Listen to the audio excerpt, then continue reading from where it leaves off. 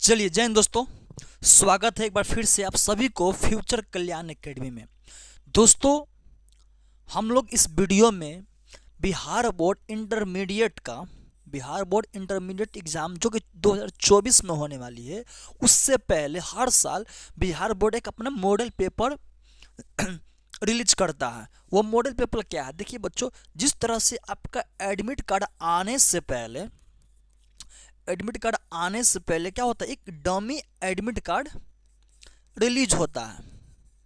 ठीक है, dummy admit card release होता है। उसी तरीके से हम लोग ये कह सकते हैं कि बिहार में जो फाइनल एग्जाम में जो प्रश्न पत्र आते हैं, उससे पहले बिहार बोर्ड क्या करते हैं, अपना डमी प्रश्न पत्र रिलीज करता है अपने ऑफिशियल वेबसाइट के माध्यम से।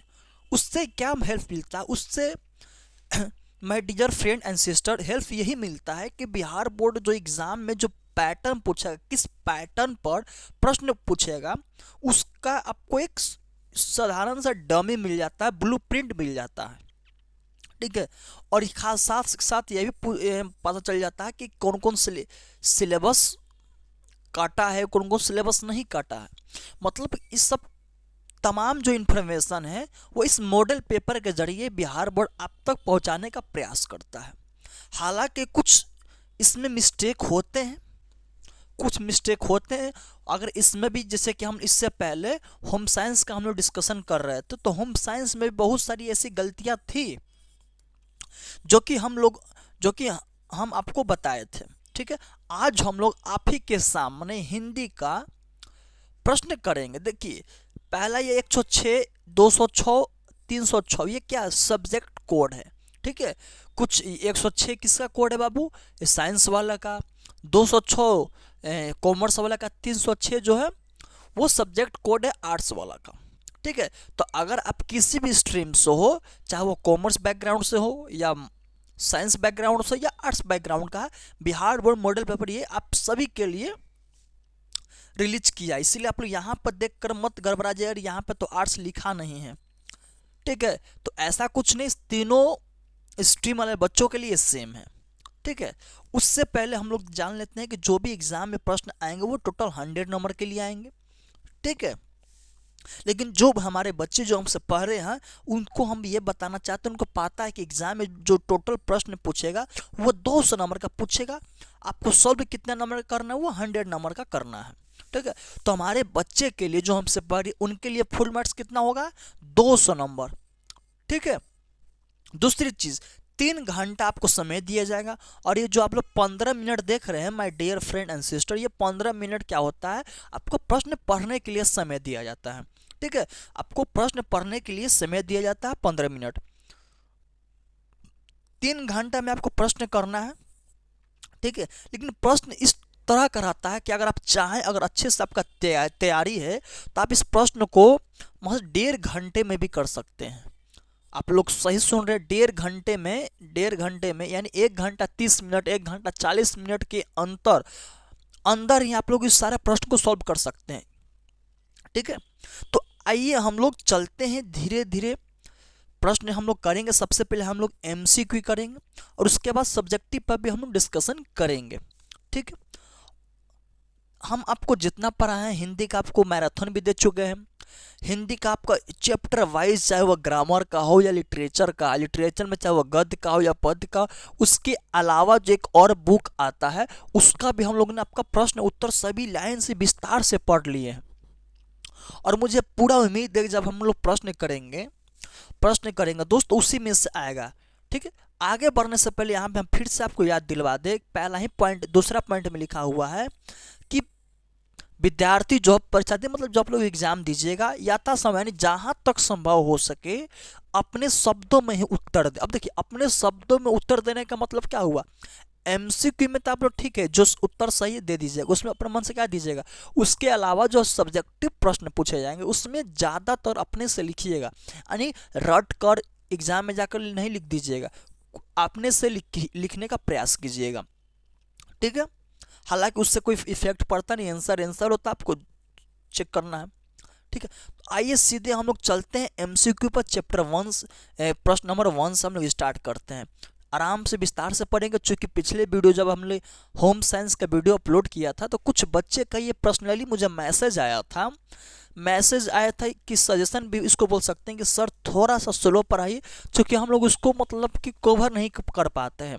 तो हम लोग इस वीडियो में धीरे धीरे आराम से पूरा हम लोग MCQ करेंगे और साथ साथ सब्जेक्टिव प्रश्न भी हम लोग थोड़ा सा डिस्कशन करेंगे, चूँकि बहुत ज़्यादा ये जरूरी हो जाता है। ठीक है, तो आइए हम लोग आराम से करते हैं। पहला क्वेश्चन है कि उसने कहा था शीर्षक कहानी में सूबेदारनी ने युद्ध भूमि में अपने पति और अपने पुत्र को बचाने के लिए किससे कहा था। देखिए आपको ये पता ही है, कितना आसान क्वेश्चन है कि उसने कहा था चैप्टर में जब वो लड़ाई हो रहा था तो युद्ध भूमि में अपने पति और अपने पुत्र को बचाने के लिए वो सूबेदारनी जो किससे कही थी बताइए। तो इसका आंसर हो जाएगा ए, लहना सिंह से कहा था। लहना सिंह से कही थी कि आप मेरे पति या मेरे पुत्र को बचाइएगा। ठीक है, यह प्रश्न एग्जाम में आने की भी संभावना है। ठीक है, जो हम आपको बता दें कि यहाँ से कम 10 से 15% जो प्रश्न है डायरेक्टली एग्जाम में लड़ जाते हैं, ऐसा देखा जाता है। ठीक है, तो पहला जो प्रश्न का उत्तर होगा वो हो जाएगा लहना सिंह से कही थी। ठीक है, अब देखिए दूसरा, कितना आसान प्रश्न आप लोग देखते जाइएगा। संपूर्ण क्रांति भाषण, संपूर्ण क्रांति क्या था, एक भाषण था।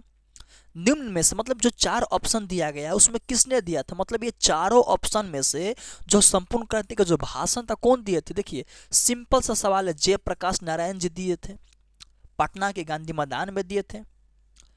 आपको इस टाइप से प्रश्न आएंगे, आपको समझदारी के साथ उसको टिक करना। संपूर्ण क्रांति भाषण कौन दिया था, जयप्रकाश जी दिए थे। अगर यही क्वेश्चन को ट्विस्ट कर दिया जाए कि संपूर्ण क्रांति का लेखक कौन है तो जयप्रकाश नारायण है। ठीक है, तो ये चीज आपको याद होना चाहिए कि संपूर्ण क्रांति में जो भाषण आदमी दे रहा था उनका क्या नाम था, जयप्रकाश नारायण नाम था। अब आता है तीसरा प्रश्न कि ओ सादा नीरा शीर्षक निम्न में से किस रचनाकार है। मतलब कहने का मतलब कि ओ सादा नीरा निबंध है। ठीक है, निबंध है, लेकिन इसमें से किसका मतलब पूछ रहा है, क्या है, लेखक का नाम पूछ रहा है। बात समझ में आ रहा है, क्या पूछ रहा है, लेखक का नाम पूछ रहा है। तो इसमें कंफ्यूजन होने वाली बात नहीं है। आप सभी को याद होगा कि जो ओ सादा नीरा है वो कौन लिखे थे, जगदीश चंद्र माथुर द्वारा लिखा गया है। ठीक है, ओ सादा नीरा का लेखक क्या है, जगदीश चंद्र माथुर जी हैं। ठीक है, अब आता है कि जूठन शीर्षक आत्मकथा जो की है निम्न में से किन की रचना है, मतलब कि इन चारों में से जूठन जो चैप्टर वो कौन लिखा है। तो ओम प्रकाश वाल्मीकि जी द्वारा लिखा गया जूठन। सिंपल सा सवाल, आपको सिंपल सा जवाब देना है कि जूठन जो है ओम प्रकाश वाल्मीकि द्वारा लिखा गया है। अब आता है पांचवा, शिक्षा निम्न में से, निम्न का मतलब होता है क्या कि चारों ऑप्शन में से कौन सा। तो शिक्षा का रचना कौन है। देखिए कितना सिंपल है, सीधे आपसे लेखक का नाम पूछ रहा है, आपसे सीधे लेखक। शिक्षा का लेखक कौन है बताइए, शिक्षा का लेखक कौन है, जय कृष्ण मूर्ति हैं। शिक्षा का लेखक कौन है, जय कृष्ण मूर्ति हैं। अब देखिए आपके सामने हम सॉल्व कर रहे हैं, कितना आसान है। अब देखिए फिर पूछ रहा है जायसी की रचना निम्न में से कौन है, मतलब जायसी जी जो है उनका रचना निम्न में से कौन सा है बताइए जल्दी से। तो इसका हो जाएगा पद्मावत। पद्मावत जो है जायसी जी द्वारा लिखा गया था। अब आता है 7वां नंबर कि जहाँ भय वहाँ मेघा नहीं हो सकती, मतलब जहाँ भय है वहाँ मेधा नहीं हो सकती। यह कथन किस लेखक का, मतलब इसमें से कौन सा लेखक द्वारा ये लिखा गया है कि जहाँ भय है वहाँ मेघा नहीं हो सकती। तो ये लिखा किनके द्वारा गया था बेटा बताइए जल्दी से। तो इसका भी जो है उत्तर हो जाएगा ए, जय कृष्ण मूर्ति जी द्वारा लिखा गया था। ठीक है, तो इस पर हम लोग इंपॉर्टेंट टिक मार लेंगे। अब आता है सूरदास के पद में कौन रस नहीं पाया जाती। यहाँ पर देखिए प्रश्न क्या पूछा गया है, सूरदास के पद में, यानी सूरदास के जो पद है उसमें से कौन सा रस नहीं पाया जाता है, मतलब कि कौन सा रस नहीं पाया जाता है। देखिए यहाँ पे हो जाएगा वीर रस, वीर रस उसमें नहीं, देखिए यहाँ पे क्या है, नहीं पाया जाता है। ठीक है, अगर पाया जाता तो इसका प्रश्न का उत्तर दूसरा हो जाता, नहीं पाया जाता इसका मतलब वीर रस हो जाएगा। ठीक है, चलिए हिंदी साहित्य का सूर्य किसे कहा जाता है? और यह बहुत ज़्यादा इंपॉर्टेंट क्वेश्चन है, इसका हम बहुत बार आपको कराया भी हैं, VVI MI में हम आप लोग अभी से लिख लीजिए कि हिंदी साहित्य का सूर्य किसे कहा जाता है, बताइए जल्दी से। हिंदी साहित्य का सूर्य सूरदास को कहा जाता है, इसको आप लोग याद रखिएगा हमेशा कि हिंदी साहित्य का सूर्य सूरदास जी को कहा जाता है। ठीक है। पठित पाठ के आधार पर पंचायती राज में क्या खो गया था? मतलब कि पठित पाठ के आधार पर पंचायती राज में क्या खो गया था? ईमानदारी, ग्राम पंचायत, पंचमेश्वर या विश्व बंधुत्व, बताइए। तो इसका उत्तर हो जाएगा बी नंबर, पंच परमेश्वर खो गया था। पठित पाठ के आधार पर पंचायती राज में क्या खो गया था दोस्त? पंच परमेश्वर। पंचायती राज सब लोग पंच परमेश्वर याद रखिएगा। अब आते हैं 11 नंबर में। एक लेख और एक पत्र में भगत सिंह ने निम्न में किसको पत्र लिखा था? मतलब कि आपके सामने 4 ऑप्शन दिया गया है और इसमें पूछा यह गया है कि जो भगत सिंह पत्र लिखे थे वो किसको लिखे थे, बताइए। पत्र जो लिखे थे वो अपने दोस्त को लिखे थे, उनका दोस्त का सुखदेव जी को लिखे थे। ठीक है, और ये भी इंपॉर्टेंट क्वेश्चन है।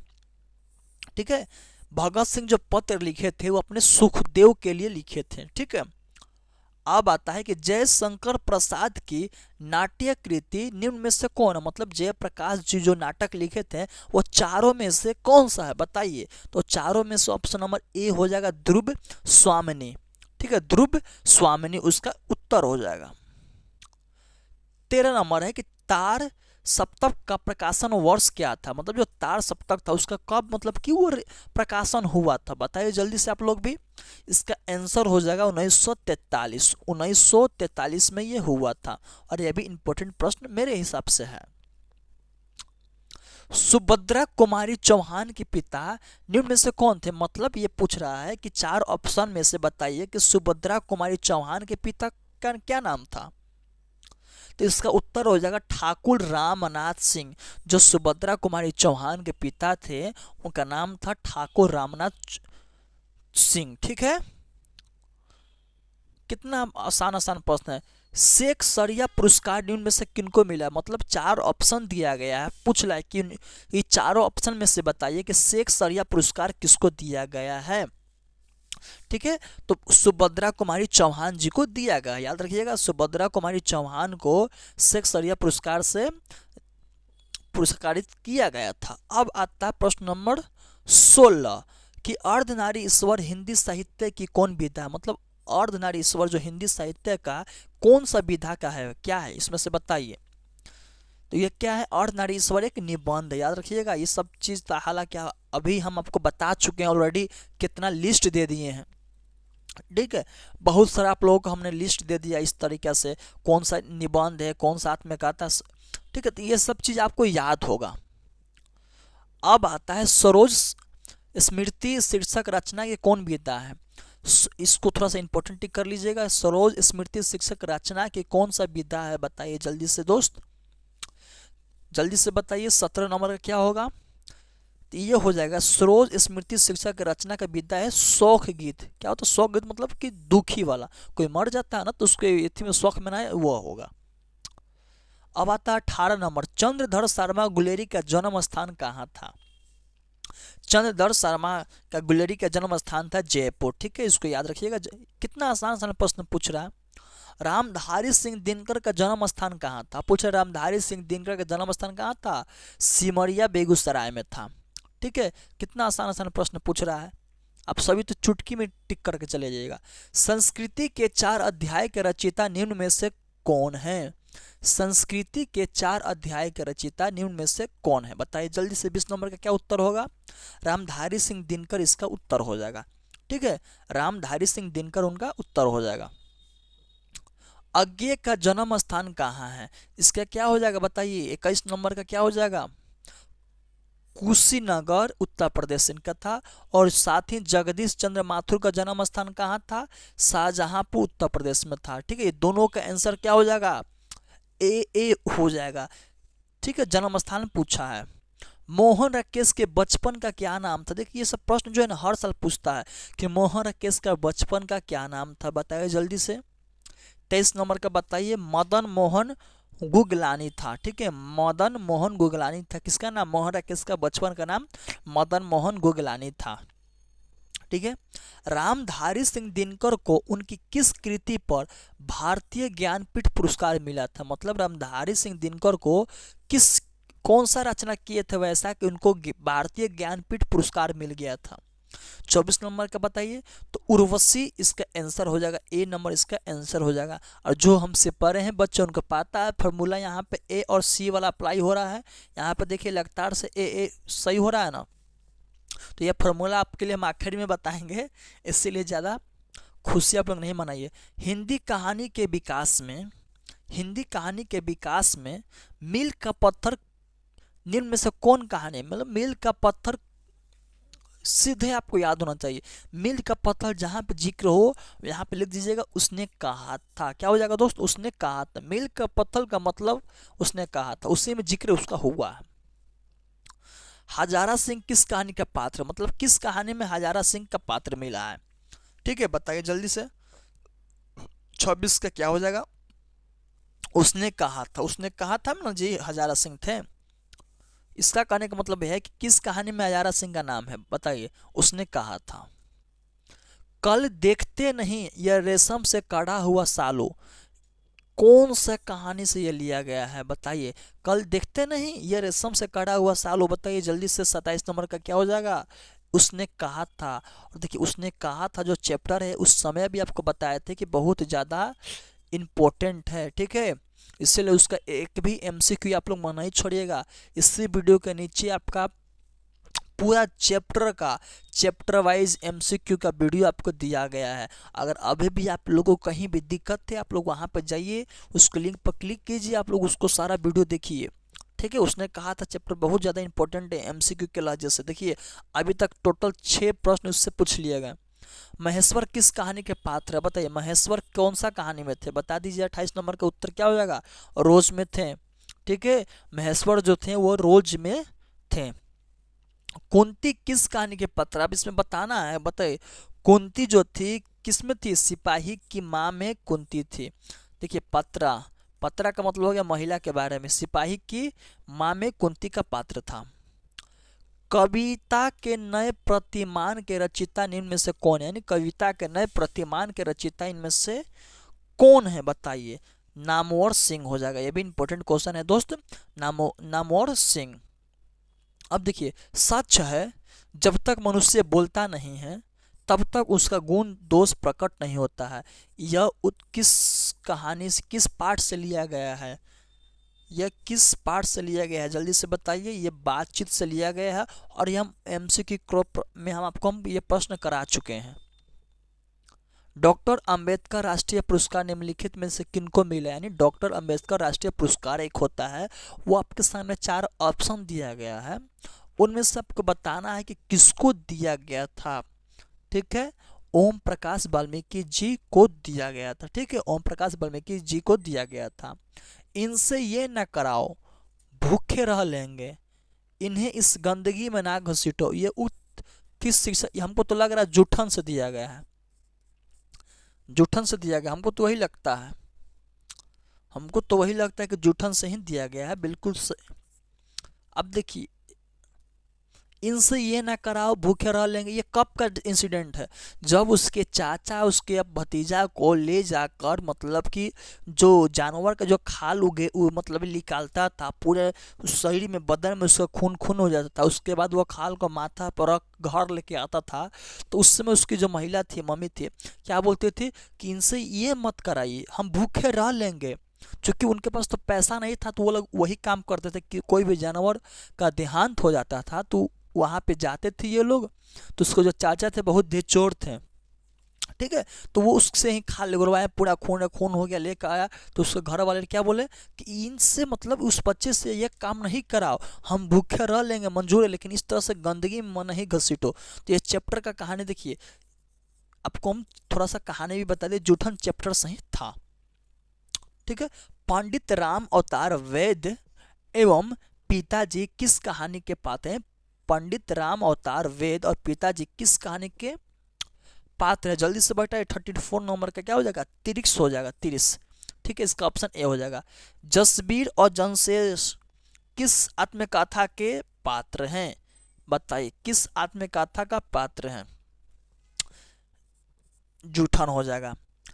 प्रेमाखनात काव्यधारा के कवि निम्न में से कौन है? निम्न में से कौन है? जल्दी से बता दीजिए। जायसी हो जाएगा इसका उत्तर। 37 में गाढ़े प्रीति नैन जल भई, यह पंक्ति किस शिक्षक कविता से है? ये तो हेडिंग दे दिया कविता से, बताइए कौन सा कविता से है? तो यह है करबक से। क्या है? करबक से है। यह भी इंपॉर्टेंट है। आगे बढ़ते हैं। कली कराल दुकान दारुन सब खुबांतु खुजासु, यह पंक्ति किस शिक्षक से कविता से लिया गया है? बताइए जल्दी से। ये लिया गया है तुलसी के पद से लिया गया है।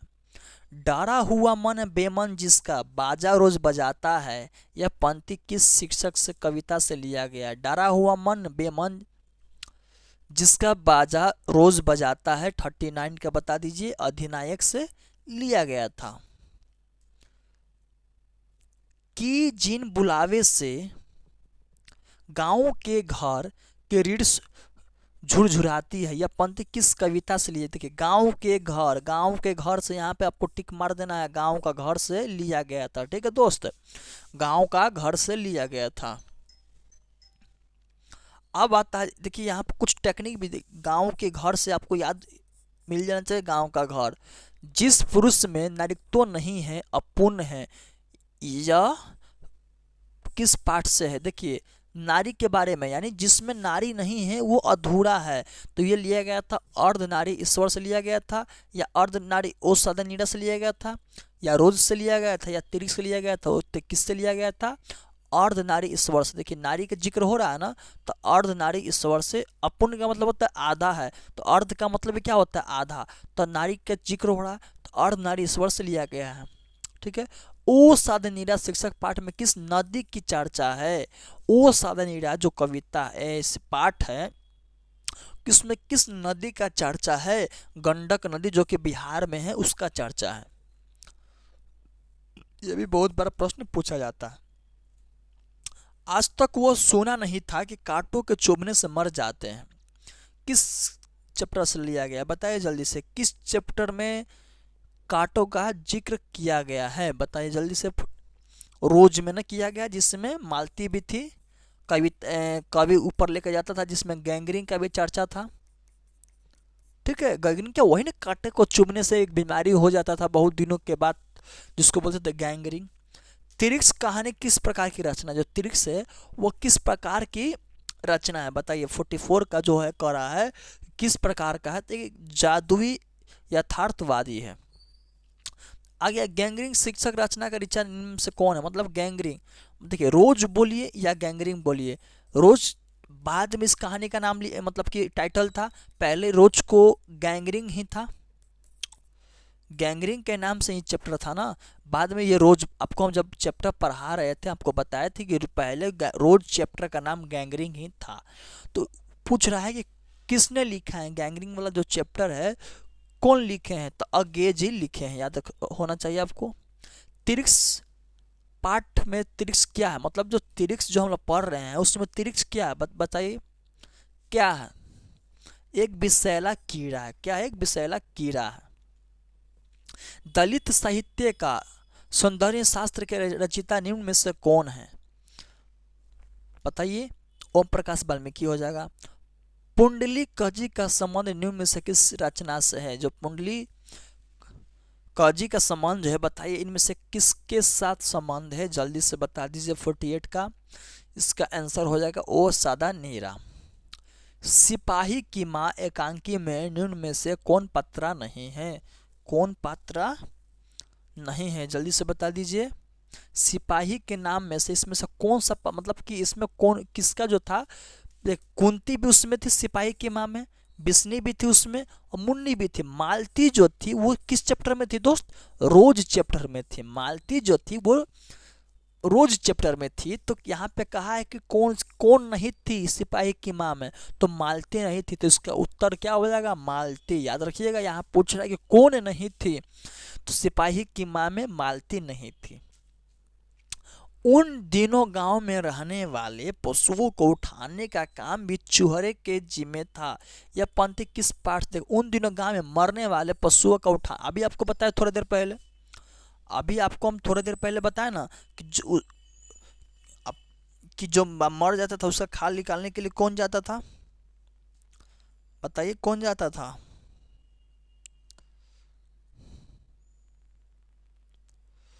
जूठन चैप्टर में, ये जूठन चैप्टर से ही लिया गया था। ठीक है, वही उसमें था जी, पशु मर जाता उसका खाल निकालने के लिए लोग जाता था। ठीक है दोस्त, चलिए आगे बढ़ते हैं। अब आता ये यहाँ तक आपका साहित्य का काम खत्म, टाटा कर दीजिए। हम आपको इतने तरीका बेहतरीन तरीका से साहित्य पढ़ाए हैं कि आपको व्याकरण की तरफ देखना, यहीं तक में आपको 50 में 50 मार देना चाहिए था। समझ में आ रहा है? आपको यहीं तक में 50 में 50 आपको मार देना चाहिए था।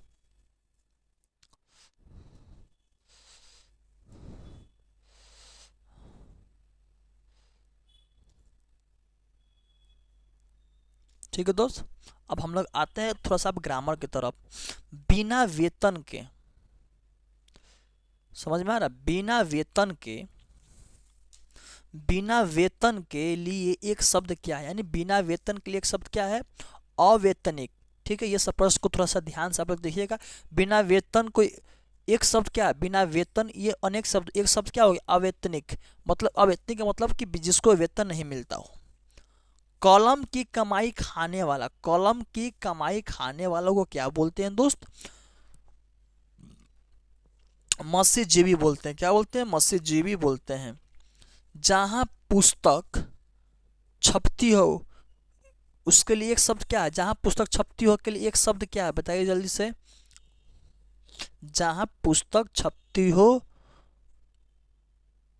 जल्दी से बताइएगा, इसका कमेंट करके बताइएगा। हालांकि ये प्रश्न आपका ऑप्शन गलत दिया गया है। ठीक है, गौशाला जहाँ पे गाय का रहता है, मधुशाला जहाँ पे, यह प्रश्न का ऑप्शन गलत दिया हुआ है। जल में रहने वाली सेना के लिए एक शब्द में क्या कहा जाता है? नौसेना कहा जाता है ना दोस्त। ये सब प्रश्न देखिए कितना आसान है। जल में रहने वाली सेना को हम लोग बोलते हैं नौसेना। जो फल आहार करता है उसका एक शब्द क्या हो जाएगा? जो फल आहार करता है उसको क्या बोलते हैं? फलहारी बोलते हैं। बोलते हैं ना कि हम लोग फलहारी भूखेंगे आज। जो फल का सेवन करता है उसको फलहारी बोलते हैं। छात्रों के लिए रहने का स्थान को क्या बोलते हैं? छात्रावास बोलते हैं, यानी जिसको इंग्लिश में हॉस्टल भी बोलते हैं। ठीक है, कितना आसान प्रश्न पूछा है कि छात्रावास मतलब जहाँ पे छात्र रहते हैं। राजदूत शब्द कौन सा समास है? राजदूत मतलब कि राजा का दूत, राजा का दूत। यह का क्या आ गया? बताइए जल्दी से। तो ये जो का है वो कारक हो गया ना। तो जहाँ पे कारक का इस्तेमाल होता है उसको क्या बोलते हैं? तत्पुरुष समास हो जाता है। राजदूत का मतलब हो गया राजा का दूत, तो का आ गया, क्या क्या है? कारक है। कारक है तो हो जाएगा तत्पुरुष समास हो जाएगा। ठीक है, अब बताइए यथाशक्ति कौन समाज है? देखिए ये सब चुटकी में नंबर आपको मिलेगा। जहाँ पर यथा लग गया वो क्या हो जाएगा? बताइए जल्दी से। अब यही बहु समास हो जाएगा। यथा जहाँ पर लग गया या आ लग गई उस सबको क्या बोलते हैं? यथाशक्ति। यथा लग गया ना जी, तो यहाँ पे अभी यही बहु समास हो जाएगा। देखिए फ्री में आपको नंबर मिलने का। यहाँ देखिए भाला बुरा, भाला बुरा। अब बताइए जल्दी से, भाला बुरा क्या हो जाएगा दोस्त? द्वंद्व समास होगा। भाला बुला क्या हो जाएगा? द्वंद्व समास हो जाएगा। आपको पता है कि बीच में डैश हो और दोनों तरफ अलग अलग शब्द हो, अलग अलग शब्द हो, तो बीच में डैश हो, दोनों तरफ अलग अलग शब्द, तो सीधे हम लोग द्वंद्व मार देंगे। ठीक है, दोपहर शब्द कौन सा समाज है? जो दोपहर कौन सा समाज है? देखिए दोपहर, दो प्लस पहर, यानी यहाँ पे गिनती हो रहा है ना। दो यानी क्या? दो संख्या बता रहा है, तो यहाँ पे संख्या जहाँ पे बताया वहाँ पे द्विगी हो जाता है, आपको हम बताया हुआ है। ठीक है, अब देखिए फिर यहाँ पे माँ और बाप दोनों अलग अलग बीच में डैश है, तो क्या हो जाएगा? द्वंद्व हो जाएगा। देखिए चुटकी में नंबर मिलेगा आपको। माँ बाप बीच में डैश है, हम लोग सीधे मारेंगे। अगर यही सिर्फ माँ और माँ रहता, बीच में डैश होता, ये कौन सा समाज होता? आप लोग जल्दी से हमको कमेंट कर कर बताइएगा। ठीक है, चतुरानंद शब्द कौन समाज है? चतुरानंद जो है वह कौन सा समाज है? वो हो जाएगा बहुव्रीहि, बहुव्रीहि समास। बुढ़ापा कौन सा संज्ञा है? देखिए बुढ़ापा, जवानी, नादानी, ये सब क्या है? एक भाव है, ये भाववाचक संज्ञा है। आपको पता होगा, संज्ञा पढ़ा है तो फिर से जाइए एक बार रिवाइज कर लीजिए। ठीक है दोस्त, फिर से जाइए इस संज्ञा को रिवाइज कीजिए। बुढ़ापा, जवानी, बचपना, ये सब क्या है? कौन सा भाववाचक संज्ञा है? पाटलिपुत्रा शब्द कौन सा संज्ञा है? देखिए पाटलिपुत्र एक विशेष जगह का नाम है, तो कहीं भी विशेष जगह, विशेष वस्तु या विशेष आदमी के नाम हो तो उसको बोलते हैं व्यक्तिवाचक संज्ञा। पाटलिपुत्रा देखिए कह रहा है कि कौन सा शब्द संज्ञा है, यानी उसका एक नाम लिया है, तो यह हो जाएगा व्यक्तिवाचक। अब देखिए कह रहा है कि गुच्छा शब्द कौन सा संज्ञा है? गुच्छा शब्द मतलब क्या होता है? गुच्छा मतलब क्या? मान लीजिए फूल का एक गुच्छा है, यानी उसमें बहुत सारा क्या है? गुलाब है। तो जो गुच्छा होता है वो समूहवाचक होता है, समूहवाचक होता है, यानी गुच्छा जो है एक समूह को दर्शाता है। समझ में आया? जैसे सेना, सेना समझ में आ रहा है? सेना मतलब क्या हो गया? बहुत सारा सेना को दर्शाता है, एक समूह को दर्शाता है। उसी तरह क्या हो जाएगा? समूहवाचक हो जाएगा। चीनी शब्द कौन सा है? चीनी जो देखिए जिससे नापा तोला जा सके उसको क्या बोलते हैं? द्रव्यवाचक संज्ञा बोलते हैं। जिससे नापा तोला जा सके उसको क्या बोलते हैं? द्रव्यवाचक संज्ञा बोलते हैं। तो चीनी को हम लोग नाप नाप सकते हैं, इसको हम क्या बोलेंगे? द्रव्यवाचक संज्ञा बोलेंगे। फिर से आप लोग जाइए संज्ञा को रिवाइज कीजिए, चूंकि संज्ञा से 4 नंबर का प्रश्न आपको एग्जाम में आने वाला है और आपको एक भी नंबर नहीं छोड़ना चाहिए। ठीक है, यही तो एक डमी, इस मॉडल पेपर का यही खासियत है कि आपको एक आईना दिखाता है बच्चे के कौन चैप्टर से कितना नंबर का प्रश्न पूछे जाएंगे। तो देखिए 4 नंबर का प्रश्न सीधे सीधे आपको संज्ञा से पूछे जा रहे हैं। आपको ये ट्राई करना है कि 4 में 4 संख्या में हम लोग सही सही टिक करके आए। अब आते हैं निम्न में से शुद्ध शब्द कौन है? इसमें से बताइए शुद्ध शब्द कौन सा है? तो ये भी गलत है दोस्त, ये भी गलत है, ये भी गलत है। आशीर्वाद ये वाला सही है। ठीक है, आशीर्वाद ये वाला सही है। निम्न में से शुद्ध शब्द कौन सा है? ये सही है। देख रहे हैं कितना आसान। इतिहास शब्द का विशेषण क्या? इतिहास का क्या बोलते हैं? बताइए जल्दी से। 69 का ऐतिहासिक ये बोलता है इसको। लोक शब्द का विशेषण क्या है? लोक शब्द का विशेषण क्या है? जल्दी से बताइए। लौकिक होता है, ये नहीं होगा, ये गलत है, ये वाला होगा। भारत के विशेषण क्या है? भारतीय है। भारत के विशेषण भारतीय है। बी नंबर सही उत्तर है। भारत से भारतीय बन जाता है आदमी। ठीक है, ये नहीं होगा, ये भी नहीं होगा, ये भी नहीं होगा। ठीक है दोस्त, खून पसीना एक करने का मतलब होता है बहुत परिश्रम करना। ठीक है, खून पसीना एक करने का मतलब होता है बहुत परिश्रम करना। ईंट से ईंट बजाने का मतलब लड़ाई करना होता है। ये सब आप लोग देख, फ्री का नंबर। ईंट से ईंट बजाने का मतलब लड़ाई करना। ये सब अगर नहीं आया तो छोड़ दीजिएगा। संज्ञा से 4 में 4 लाने का प्रयास कीजिए। आप फिर से कर रहे, आपको जाइए संज्ञा को रट लीजिए। गाल बजाना मुहावरे का अर्थ क्या है? डिंग हाँकना। ठीक है, गाल बजाने का मतलब कि डिंग हाँक रहा है। ठीक है, अग्नि शब्द का विशेषण अग्नि शब्द का परिभाषित शब्द क्या? अग्नि को क्या बोलते हैं? और बता दिए जल्दी से। पावक बोलते हैं क्या दोस्त? पावक बोलते हैं। अग्नि का परिभाषित शब्द होता है पावक। कपड़ा शब्द का परिभाषित शब्द क्या होता है? वस्त्र होता है। वस्त्र मतलब भी कपड़ा होता है। ठीक है, कितना आसान सा शब्द है। काजल शब्द क्या है? जो काजल है वो शब्द क्या? स्त्रीलिंग है, पुल्लिंग है, क्या है? जल्दी से बताइए। काजल शब्द जो है दोस्त क्या है? काजल पुल्लिंग है। याद रखिए, काजल लड़की का नाम से आप लोग स्त्रीलिंग नहीं मार दीजिएगा। काजल पुल्लिंग है, यहीं पर कंफ्यूजन करता है बिहार बोर्ड आपके साथ। काजल नाम करे, काजल तो लड़की है, कजली का नाम है। जी नहीं, काजल जो शब्द है, शब्द का बात हो रहा है, वो पुल्लिंग है। ठीक है, पुल्लिंग है। आत्मा शब्द क्या है? आत्मा शब्द क्या है बताइए जल्दी से। 78 नंबर का आत्मा शब्द स्त्रीलिंग है। ठीक है, आत्मा जो है स्त्रीलिंग है। सिंपल याद रखिएगा, बाहर लगाया जाता है काजल, पुल्लिंग है। अंदर जो चीज़ होता है स्त्रीलिंग है। आत्मा अलग अंदर होता है ना, शरीर के अंदर, तो इससे याद रखिएगा स्त्रीलिंग होगा। प्राण शब्द क्या है? प्राण शब्द क्या है? जल्दी से। 79 का पुल्लिंग हो जाएगा। प्राण जो है स्त्रीलिंग पुल्लिंग हो जाएगा। पुरस्कार शब्द का विलोम शब्द क्या होता है? दंड हो जाएगा। ठीक है, दंड हो जाएगा।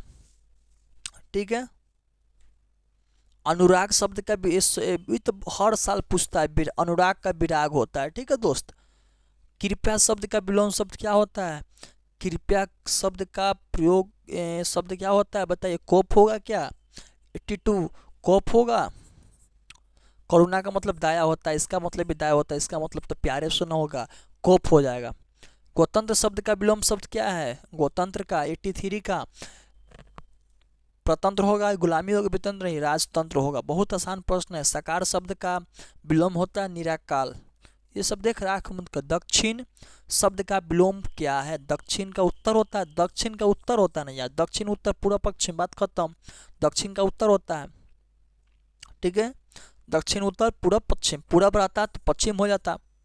नीलकमल शब्द कौन सा समाज है? नीलकमल कौन सा समाज है बताइए? द्विगी होगा नहीं, अभिभुवा होगा नहीं, द्वंग होगा नहीं।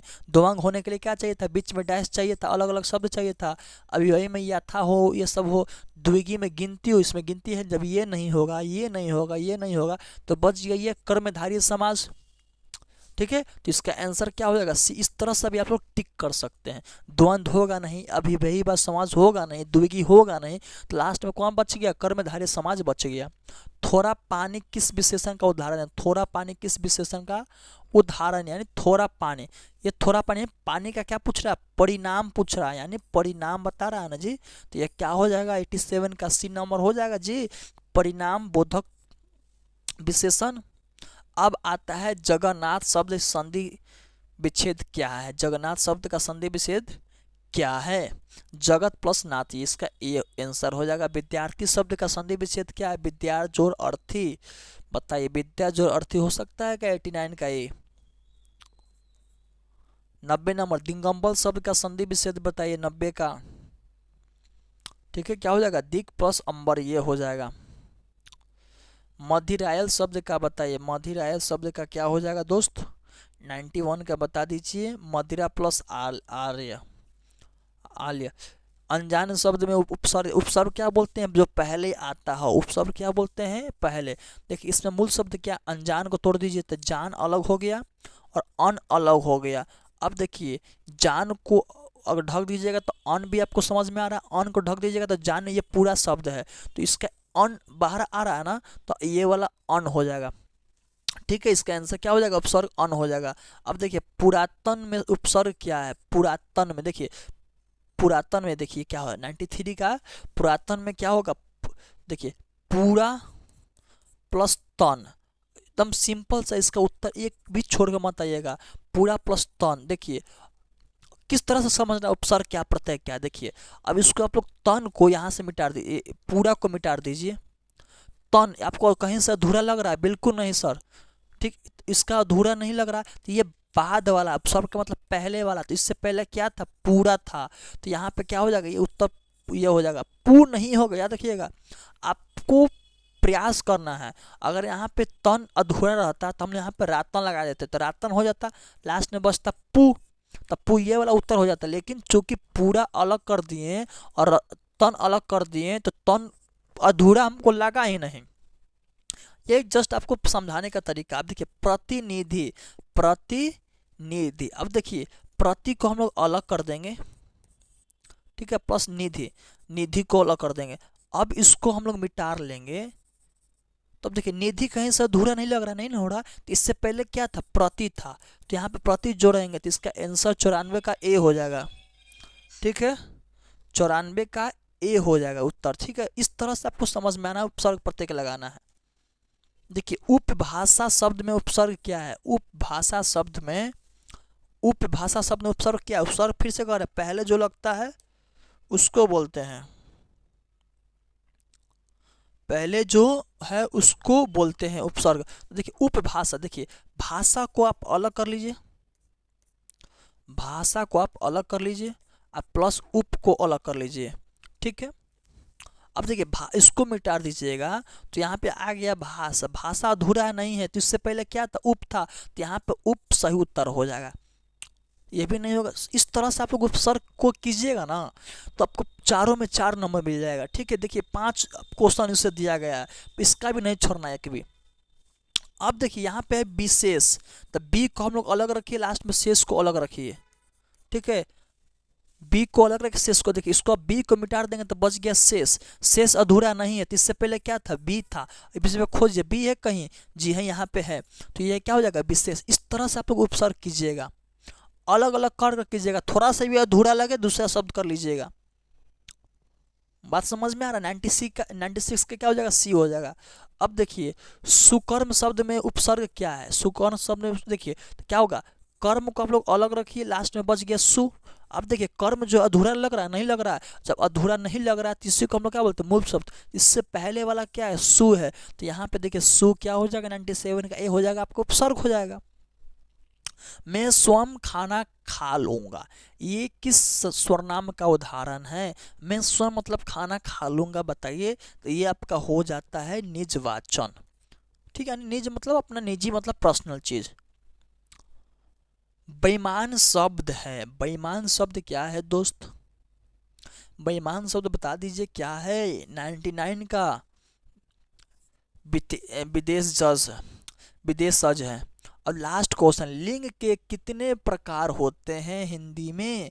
तो लिंग का 2 ही प्रकार होते हैं हिंदी में। कौन कौन? स्त्रीलिंग और पुल्लिंग। ठीक है दोस्त, स्त्रीलिंग और पुल्लिंग। ये आपका टोटल 100 MCQ था, किसका? हिंदी का। देखिए होंगे उसमें आपको संज्ञा पर ज़्यादातर ध्यान देना है और उपसर्ग पर भी ज़्यादा ध्यान देना है। ठीक है, ताकि उससे जो नंबर आ रहे हैं वो कटे नहीं, और साथ साथ में हिंदी साहित्य पर ज़्यादा ध्यान देना है। प्रश्न बहुत आसान थे, हम भी जस्ट आपके सामने ही किए हैं। ऐसा नहीं कि हम पहले से कर कर आपके सामने टिक मार कर रखे हैं। आपके सामने देखिए किसी भी प्रश्न में हम नहीं फंसे, इसका मतलब क्या है कि प्रश्न सही में इजी है, वास्तव में प्रश्न इजी है। ठीक है, इसीलिए आपको पास चांस है कि अच्छा नंबर लाने के लिए 90+ आप लोग हिंदी में लाने का प्रयास कीजिए। अब हम लोग चलते हैं खंड बी में। खंड बी में चलते हैं, क्या दिया है? निम्नलिखित में से किसी एक विषय पर निबंध लिखना है।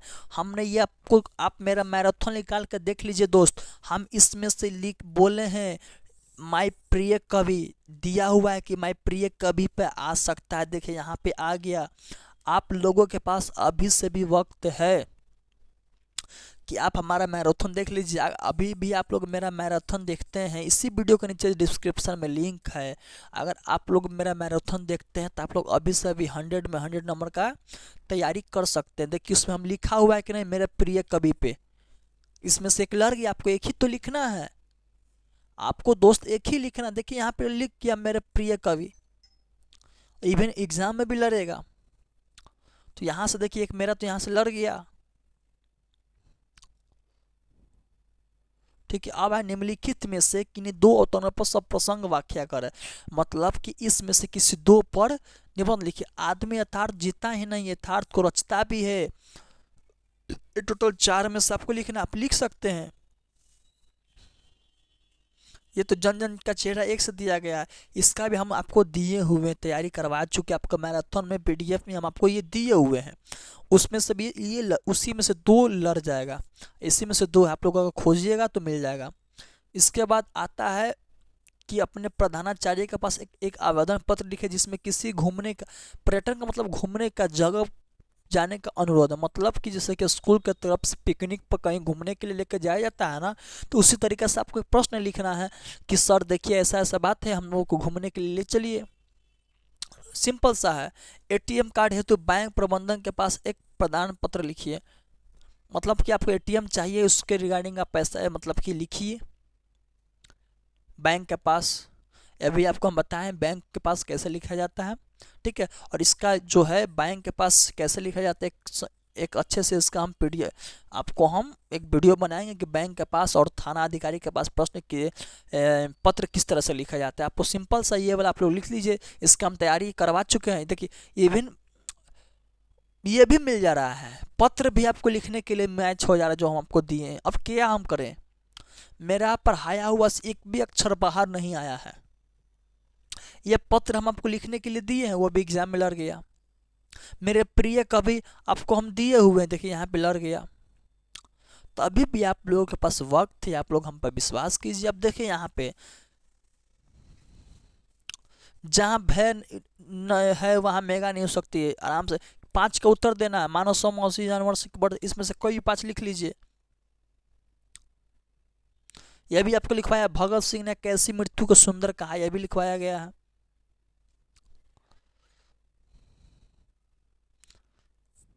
किसी भी 5 का आप उत्तर दे दीजिए, इसमें 5 का ही है ना। हाँ 5 का उत्तर 10 में से दे देना, आराम से दे दीजिएगा आप लोग। निम्नलिखित इसमें से किन्हीं 3 का उत्तर दे, इसमें से किन्हीं 3 का उत्तर देना है। 6 दिया गया, देखिए बातचीत देखिए संपूर्ण क्रांति का सारांश आपको लिखवाया हुआ है। रोज कहानी में कहानीकार ने किस प्रकार के मालती के यानी मालती के चित्रण के बारे में करना है, ये भी आपको लिखवाया गया। आपको हम बताए भी हैं कि ये वाला चैप्टर इंपॉर्टेंट है। देखिए इसका कहने का सिर्फ इतना ही मतलब है कि मालती के बारे में लिखिए 5 नंबर में बस। यह भी आपको बताया है कि बातचीत के संबंध में बेन जॉनसन और एडिसन का क्या विचार थे। देखिए सब मेरा बुक से मिल रहा है।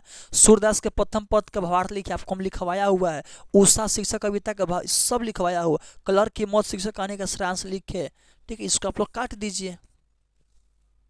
देखिए 5 के 5 मिल गया उसमें से, तो बहुत आसान है, आप लोग अभी भी कर सकते हैं। आप यहाँ पे देखिए निम्नलिखित अवतरणों में से किसी एक का संक्षेपण कीजिए। संक्षेपण कीजिए दोनों में से किस, आपको बताएं कि संक्षेपण किस तरह से किया जाता है, ठीक है। एक आपको क्या करना है, एक आपको यहाँ पे एक टाइटल बना देना इसी में से पढ़कर, और इसी को सिर्फ गिन लेना है, शब्द गिन लीजिए, 1 2 3 4 गिन लीजिए और उसका 3 से भागा कर दीजिएगा, और जो आंसर आएगा उतने ही शब्द में उसको कहानी बनाकर लिख दीजिएगा अपने मन से, बात खत्म।